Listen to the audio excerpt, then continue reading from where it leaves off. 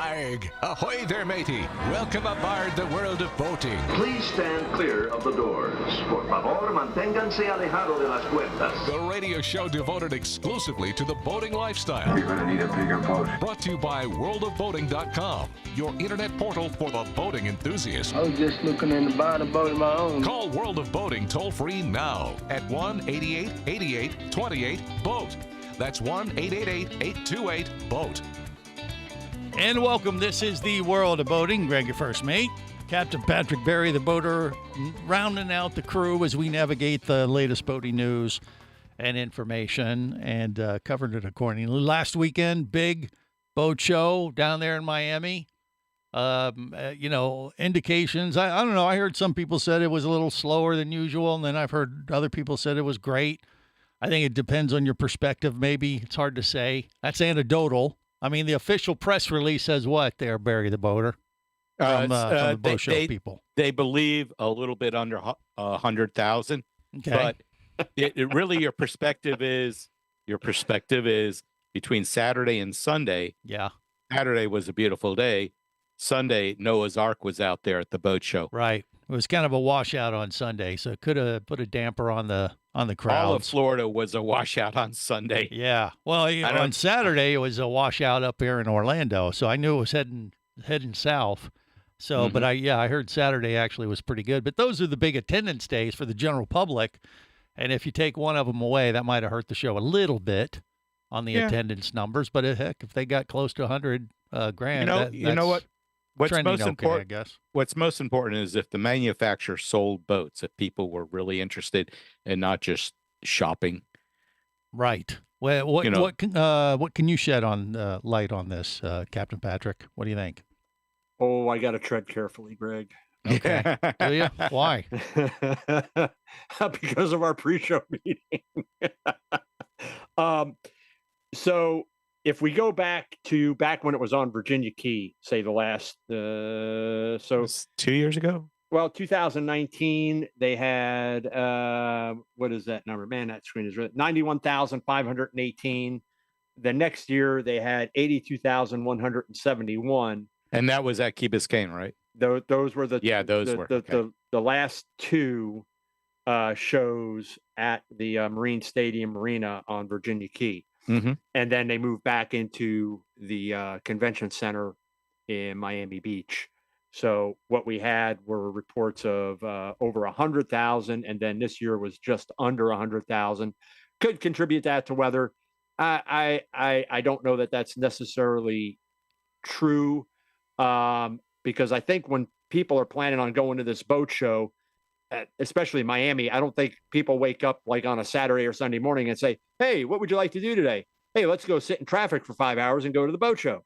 I think by and large, they've already got this planned out. It's like going to the Super Bowl or something like that, where you got it planned out a year, 2 years in advance.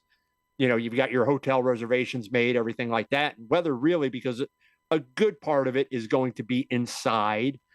Certainly the outside displays. Be honest with you, probably not a better time, to be honest, to go to a boat that's out on the water and in water display, or boat running that may still be taking place, to see how that boat handles or how watertight that boat is in those type of conditions. Well, I'm just saying, it's a missed opportunity. Well, I think that's partially true. I mean, you got to remember, Saturday and Sunday are going to be day tripper days.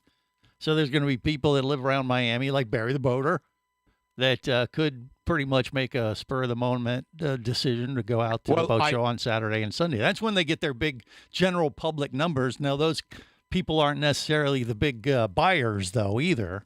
They're more of the tire kickers. It's a little bit. Patrick would know because, he knows one manufacturer rather closely. So I know several manufacturers rather closely, because of my time in the industry, which as of April will be my 38th year. Man, he's old. 38, 40, yeah. I started when I was a teenager in the industry, exactly. Greg. So you're 70? 172. Okay. I am young. I am younger than both of you combined. I'll just put it that way. I don't know. What? I don't think that's accurate.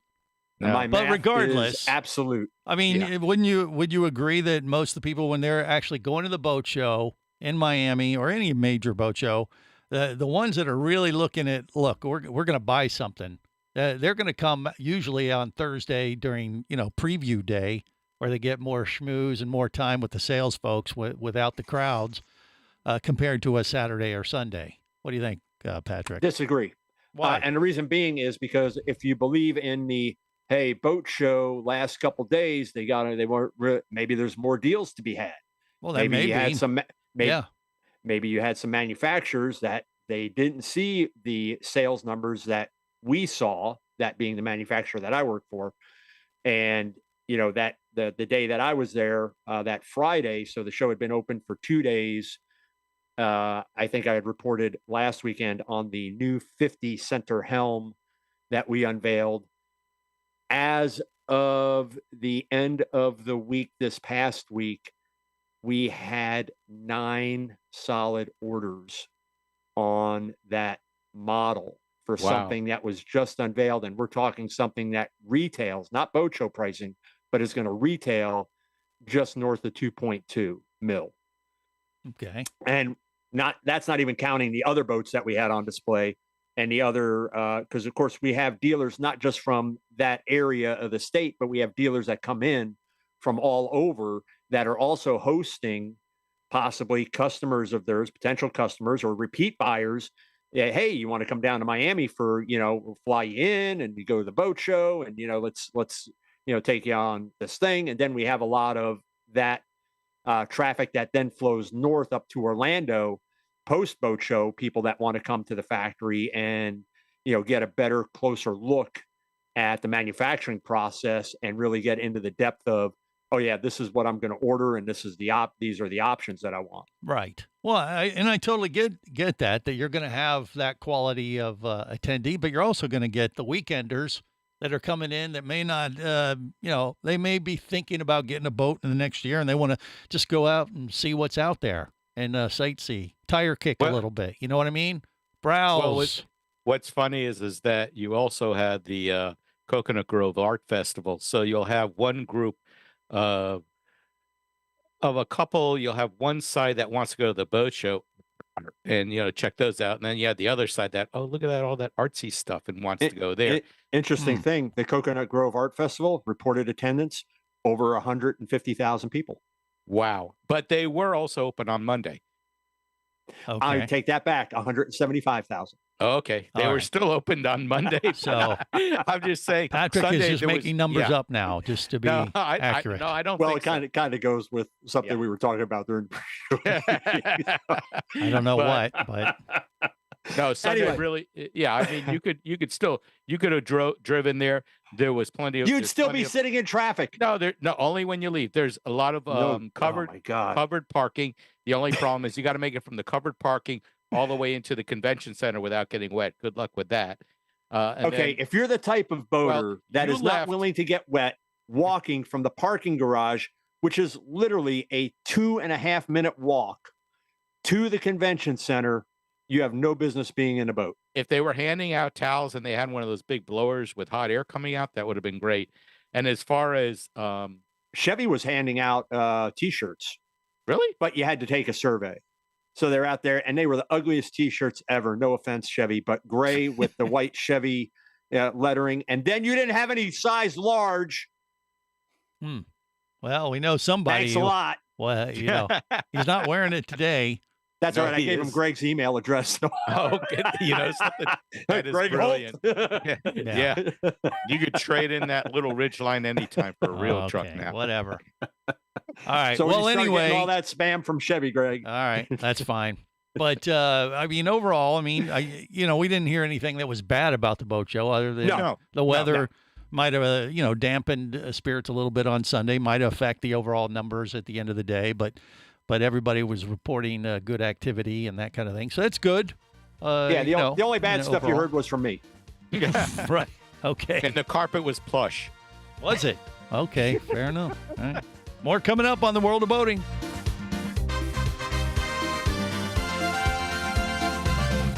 You're listening to the World of Boating Radio Network.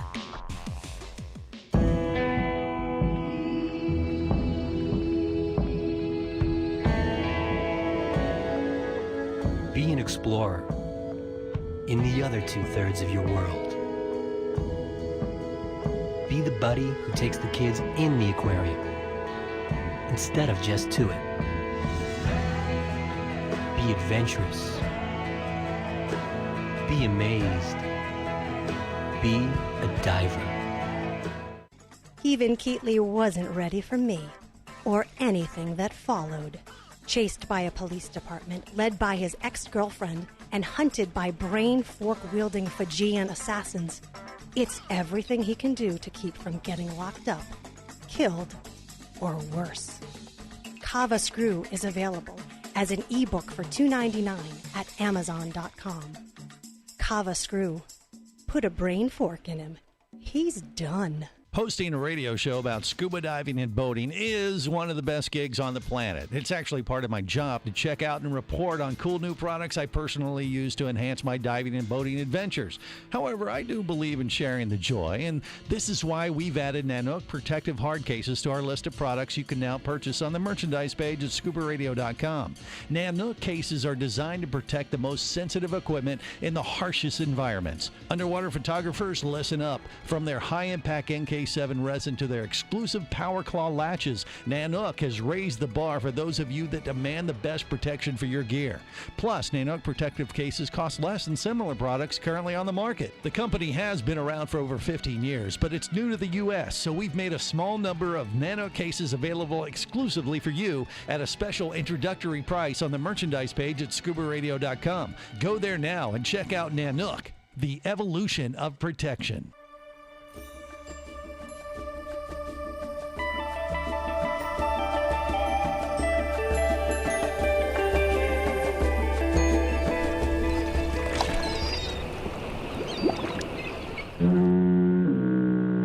Successfully navigated the Sea of Commerce and now are clear to cruise with the World of Boating. I do like the water. The radio show devoted exclusively to the boating lifestyle. The sun, the sea air, good friends. Brought to you by worldofboating.com, your internet portal for the boating enthusiast. What you doing in my waters? Just taking the air, you know, not fishing. Well, then how come this hook's in my head, fool? I wanna go fishing. This is the World of Boating. Greg, your first mate, Captain Patrick Barry, the boater, rounding out the crew and reflecting on the Miami International Boat Show. Attendance might have been off a little bit because of a washout on Sunday, last day of the show. But overall, things seem to be going pretty good. People selling boats. Is there any other, recap of things that you heard from the show that we need to share today, Patrick, or we got that base covered? I think we got that base covered. I think one of the things that Miami as a whole, and it's a challenge. Wait, Miami as a whole?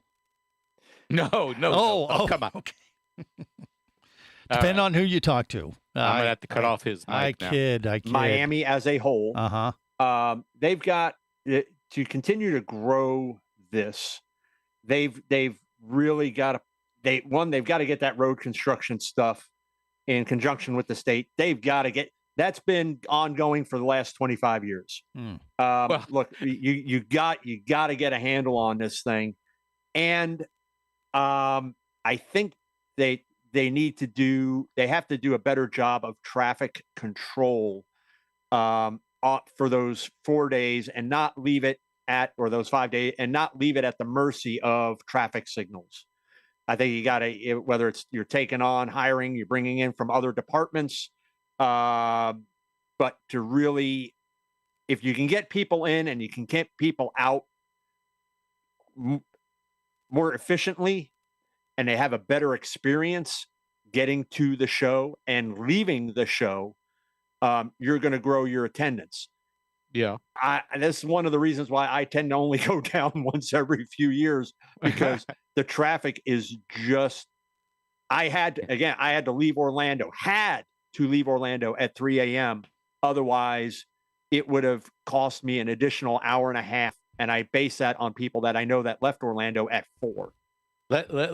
it this way. When I contacted Patrick to see, hey, had you left yet? And you could tell in his text that he was really growling at the traffic as it was slowly moving along. Mhm. Something that would have taken 10 minutes to get across the causeway. Oh, you mean when I left? Yeah. Yeah, when I left 45 Miami. minutes Oh, just to yeah. get from one end of the causeway to the other, and then up I-95 during, It wasn't even rush hour yet. No, it does, because you have teachers in schools letting out between 2 and 3 o'clock in the afternoon. You have construction workers leaving at 3 and 3:30.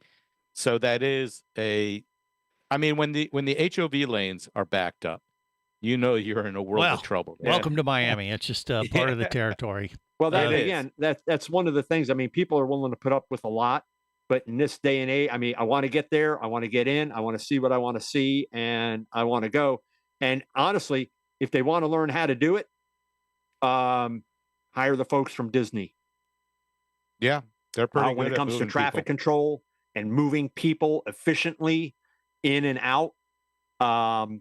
Disney's got it down pretty darn well. But overall, the boat show positives coming out. I know one thing that Barry had asked me about was, I had mentioned that we unveiled our new 50 SAV, and there were some other manufacturers as well that unveiled new models, and a lot of those, of course, are the first ones built, or what's known as a prototype. So coming out of the engineering department, and Barry's question to me was, from prototype to production, are we ready to go? And the answer to that is yes. The second 50 SAV is already being built.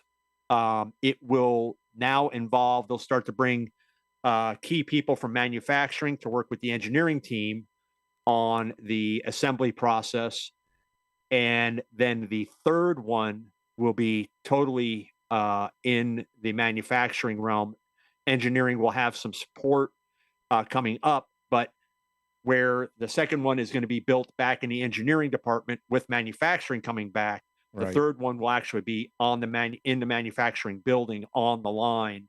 And again, with engineering coming in then at that point for support and to work on any, plus the production engineers that are going to be heavily involved. So based on the first one and the extensive offshore testing that was done, Barry's boat will be ready when? they have a list of things, of course, that they find that, okay, this didn't work, we need to improve this, we need to improve this. So those in manufacturing, certainly in boats, you find it in, of course, automotive as well. There are always running changes that are going to occur. But coming into building the second one, we learned what we needed to on the first. That's why it's a prototype. Overall construction is solid. Boat performs exceptionally well. It is an amazing ride, especially in all kinds of water and weather. So now it's down to these final tweaks and start to train the manufacturing staff on building it. And Barry will take delivery when? As soon as he can write the check for $1.7 million. 1.7. I could write a check, just don't cash it. Well, that second boat, when will it be ready for delivery? How long do you think it'd be, Patrick? About? Based on where I know they're at right now, should be ready to go the end of March. Okay, Well, and that's then pretty number good. one, would it be worth more Yeah, money? well, what happened? Yeah, what happens to number one? Does someone get to buy it, or is that going to be like a museum piece? No, we do not have a museum. The first boats will eventually get sold. This one, because the build numbers on this model, although we've got solid orders, we're not looking at, building 5 a month, because this boat is going to be built on a production line where other models are built, probably the 38 SAV. And in that, it's a pacing. So I think we had one order that fell through that I didn't count in those numbers that I gave you, but that was because the buyer wanted to take delivery like immediately. And it's like, yeah, we've already got orders in front of you, and this is when you could expect to take delivery. And a lot of customers, based on what they saw and the way that they're going to be able to option the boat, are more than willing to wait to take delivery of that boat, whether it's middle of this year, towards the end of this year, early next year. Those orders are number coming in. one, though, will it have any kind of added value? No, Not at all. It has no added value. It's going to make its rounds at different boat shows, probably magazine tests, things like that. So it's going to get some additional runtime. As I said, since those production numbers, even though we've got solid orders, those production numbers are going to be low. This boat is going to get used extensively for promotional boat show sales events, things like that. Yeah, what do you think, Barry? Do the original engineers and builders, all the people that get into it, do they get to sign the boat somewhere? I would think so. We do not sign boats. Really? We are above signing Oh, boats. come on. Lame. You can sign it in the engine compartment. I'll tell you what. like If I bought number that one. boat, if I had boat number one, Yeah. I would make a big deal about that. And you should be able to flip it like, hey, this is the first one. Come on, it's a. It was signed by Captain Patrick. And Greg, your first mate, was on board. Believe no. when this boat eventually gets sold, Totally depreciated. Okay. Yeah. Well, we'll try to play that card. And it'll probably work against us in that sense. Yeah. More coming up. Stay close. You're listening to the World of Boating Radio Network. Traffic sucks, unless you're scuba diving with Mike Scott. Mike glanced down at his dive computer. It showed less than 50 psi left in his tank. Probably just a few more breaths. Or riding shotgun in a thrilling car chase. One bullet hit the Jeep's windshield, spiderwebbing the passenger side. Mike shifted into second gear and felt the Jeep leap forward. This just got serious. Escape your commute with audiobooks from author Eric Douglas. Download to your phone. Go to booksbyeric.com or audible.com. Do you have a message or product you need to share with the boating world? Well, look no further than the World of Boating radio show. Just like you, thousands of boating enthusiasts are hearing this message, and we could be talking about you and your product or service as early as next Saturday.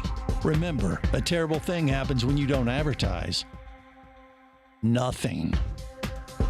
Go to worldofboating.com, send us an email, and let's get to work to make your marketing message matter.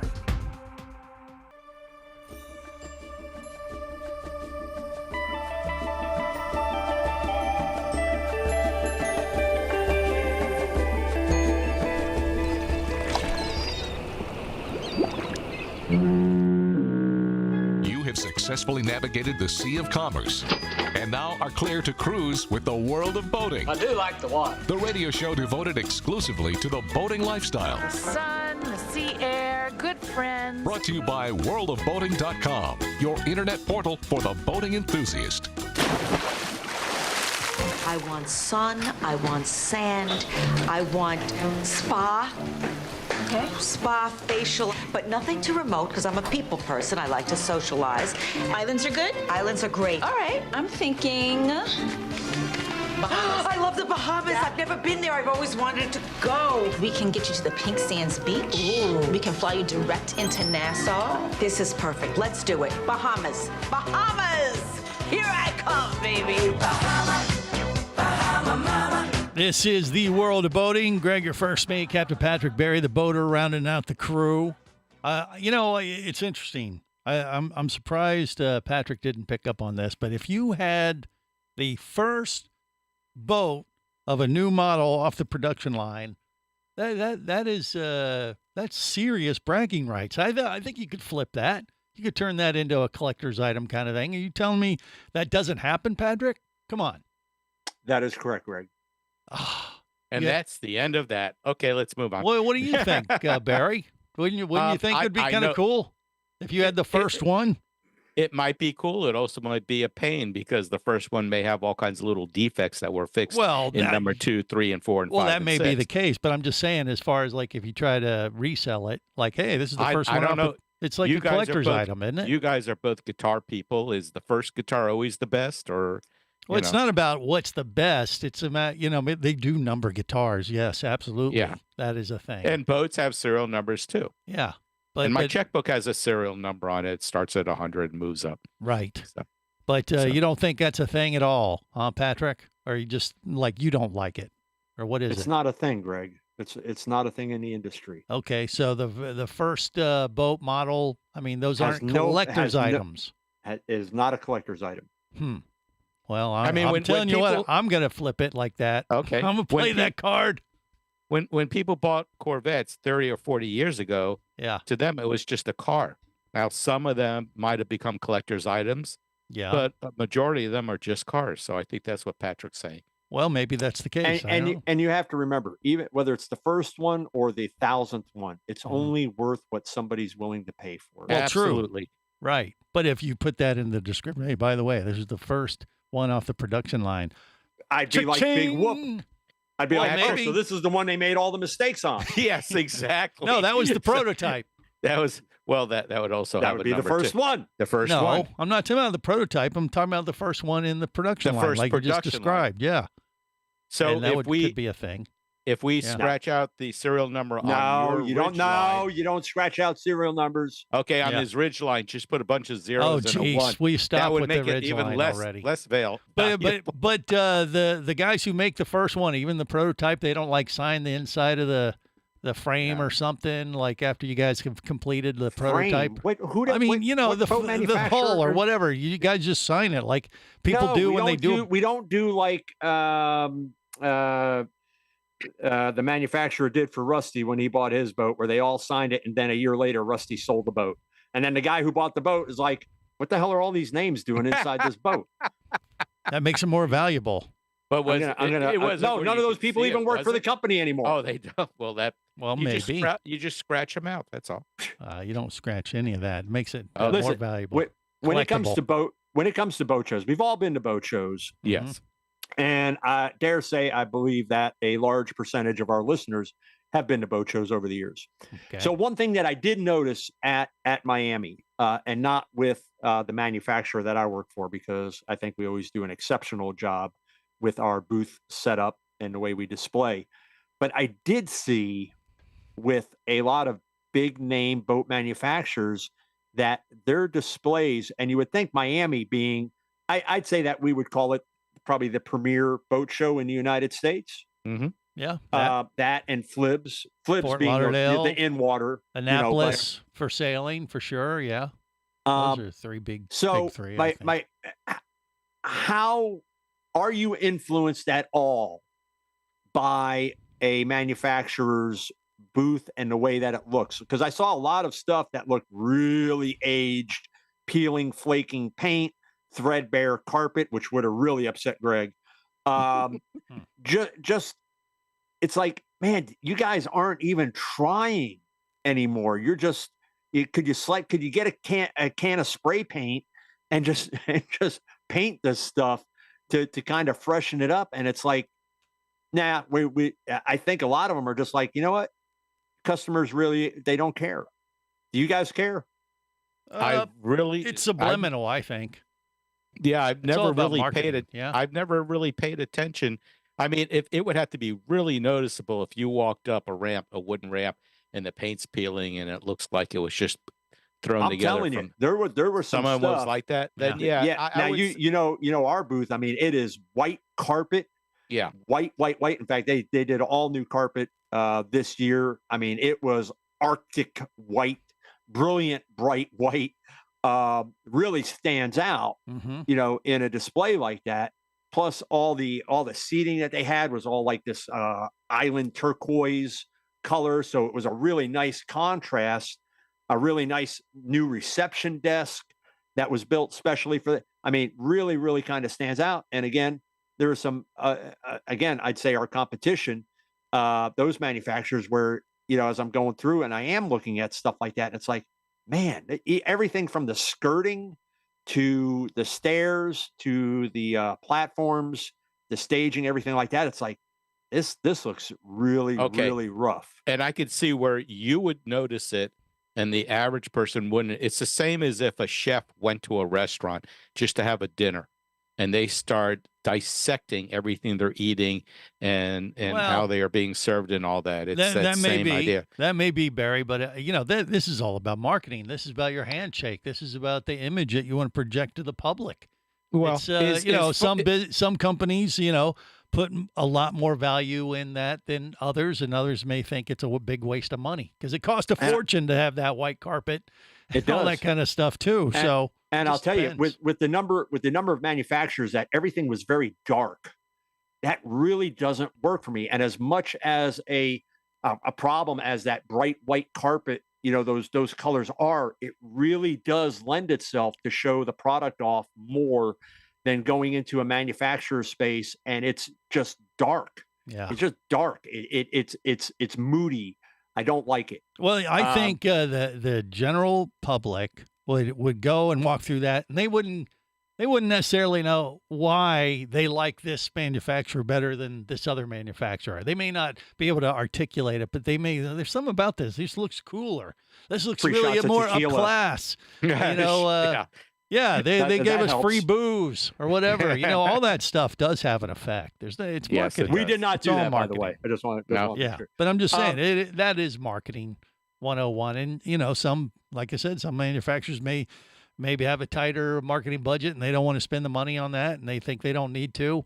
But I think the ones that do make the investment, especially long term, I think it pays off because it is your image. It's what the public sees, and they may not be able to articulate it, but I'll tell you what, they'll think, yeah, there was something about that one manufacturer with the white carpet. Boy, that was fancy.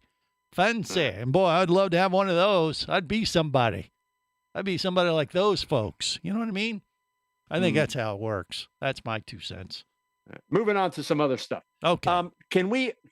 There's a news story that was posted on worldofboating.com and, of course, World of Boating Facebook page. So if you haven't checked this out, please do so. Subscribe, like us, whatever it is that you have to do to get our news feed. I promise you will not be bombarded throughout the day with stupid news stories. I only do the ones that I feel are important. The ones that Greg sends me, I ignore unless it has poop in the title, and then I post it and make fun of Greg. So, yet another boat car is getting ready to enter the market. This is the Trident LS1. Will be the world's first hydrofoil electric car boat designed to prevent seasickness. Tell you more about it on the backside of this commercial. All right. That's coming up on the World of Boating. You're listening to the World of Boating Radio Network.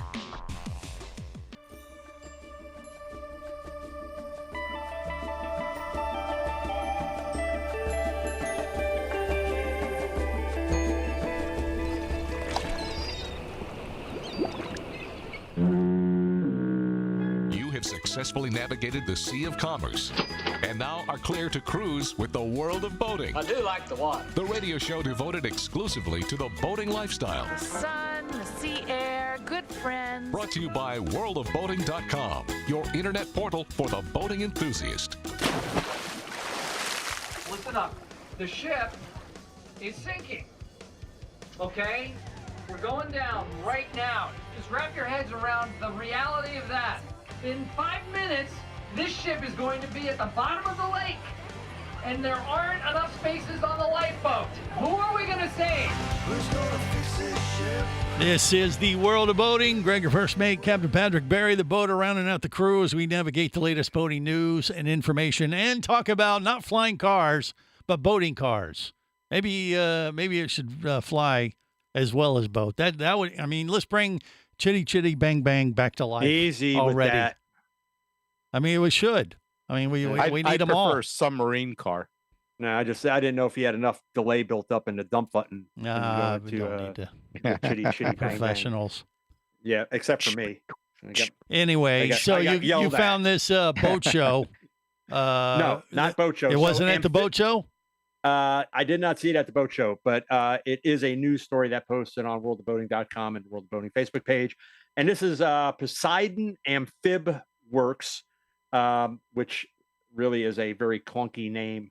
So it's a company that's based in San Diego and Miami, plans to revolutionize the car boat vehicle by delivering what it says will be a tranquil experience, whether you're on a busy freeway or in a bustling bay.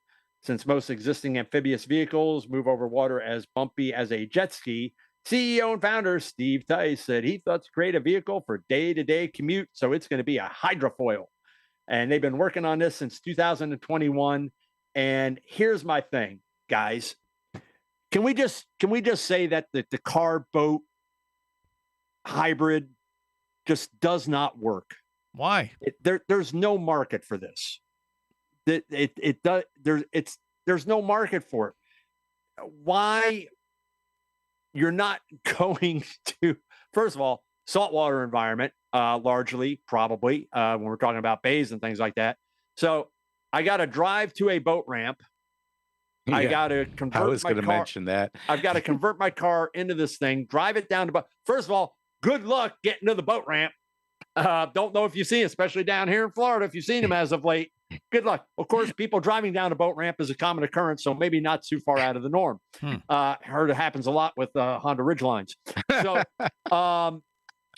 when you go and you whether it's a press of a button or whatever, and it gets started underway, and then I reach my speed, and the hydrofoil effect takes, and now I'm skirting over the water. Yay! All right, now where am I going? And is there a boat ramp that I could get out of the water with? And how do I desalt my boat car? It just doesn't seem to be that there's a true market.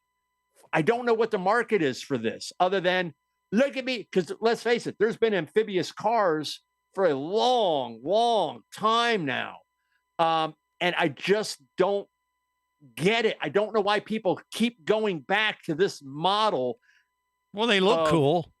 I mean, you can But rent that's them down not over at enough. Disney for fun, cruise around the lake. Yeah. That's about the only place you'd be able to use them. Well, this one, what, by the way, you say they're based in San Diego? Is that what you said? And Miami. Oh, and Miami. So is it electric or no? It is electric. Okay, well, that might help a little bit with the saltwater issue then, because, it would have less.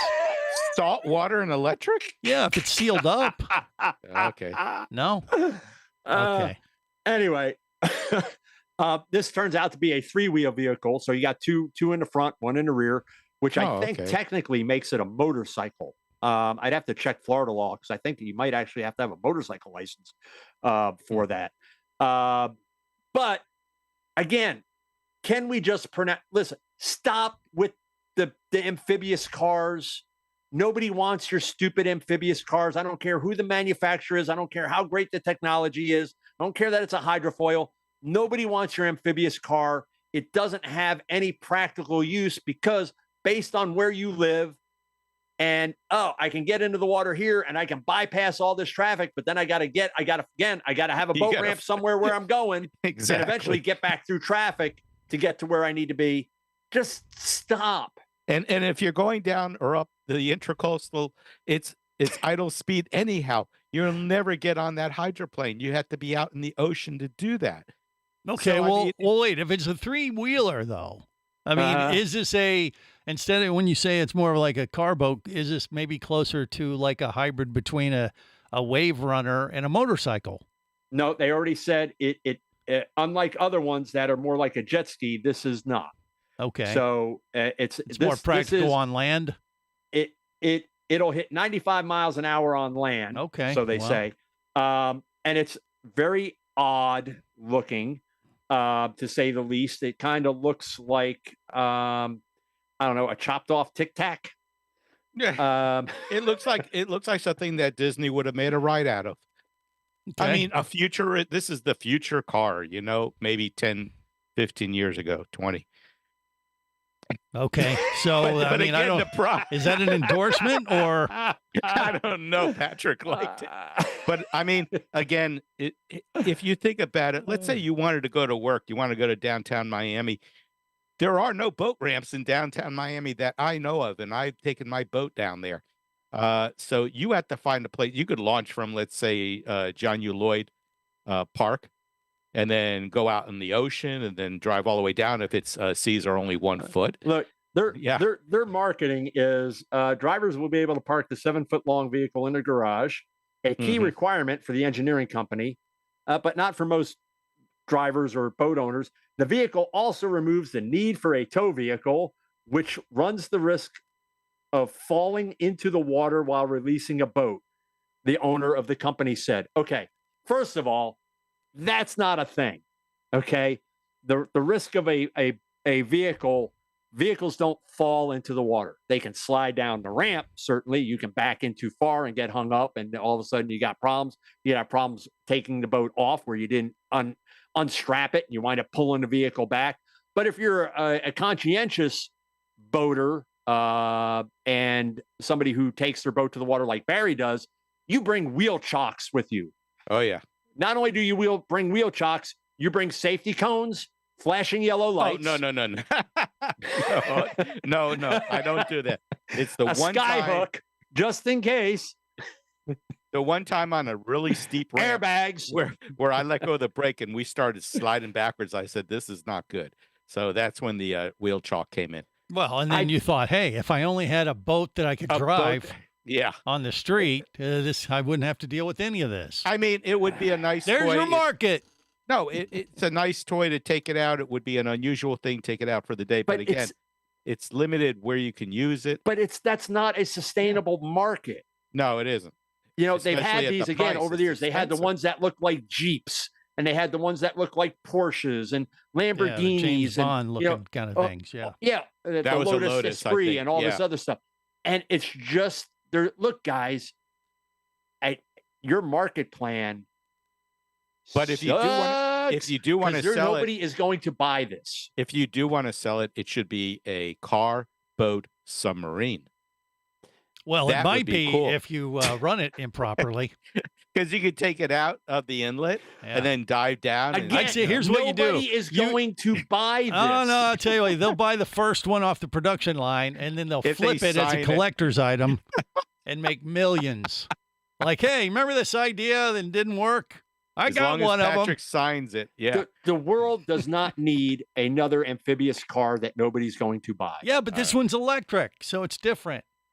So who knows? The world does not need another amphibious car. There's that a lot of no things one that is the going world to does not buy. need, though, Patrick. Mm-hmm. You know what? Take This the guy World needs of to Boating redirect radio his show. money.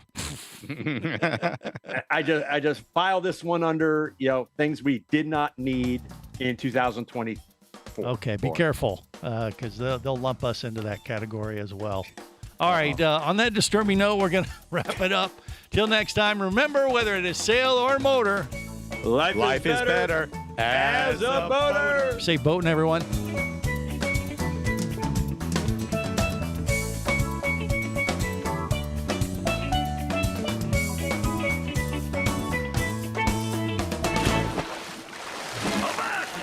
Come back here, you barnacle-bitten swab. World of Boating is brought to you by worldofboating.com, your internet portal for the boating enthusiast. Any of this getting through to you, son? World of Boating is a production of Overboard Entertainment Incorporated. Computer standing by. Remember, you can listen live or to archives of past shows worldwide over the internet at worldofboating.com.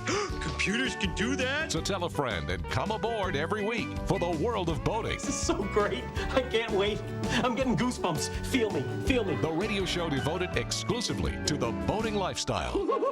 TTFN, ta-ta for now. The opinions you just heard on the World of Boating are those of the hosts, callers, and guests. They are not necessarily those of any station or network, its management, or advertisers. What are you being such a weenie for? While on the water, your safety and the safety of many others depends on you. So boat smart and operate your vessel only after receiving the proper training and instruction for your area. There is a fine line between genius and madness. Have any questions or comments? Feel free to do so via the web at worldofboating.com.